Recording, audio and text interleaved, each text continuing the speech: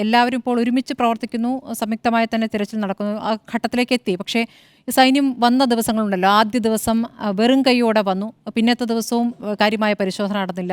അതേക്കുറിച്ച് എപ്പോഴെങ്കിലും ഈ ഉദ്യോഗസ്ഥരുമായി സംസാരിക്കുമ്പോൾ എന്നോട് അവരെന്തെങ്കിലും പറഞ്ഞോ? അന്നത്തെ അതൊരു വീഴ്ചയായിട്ട് അവരത് അംഗീകരിക്കുന്നുണ്ടോ? ഞാൻ പോയി ഇത് കണ്ടറിഞ്ഞ് സതീഷ് കൃഷ്ണസേനോട് പറയുമ്പോൾ അദ്ദേഹം നമ്മളോട് ലൈവിൽ പറയുന്നത് യെസ്, ചില വീഴ്ചകൾ സംഭവിച്ചു എന്ന് MLA പറയുന്നുണ്ട്.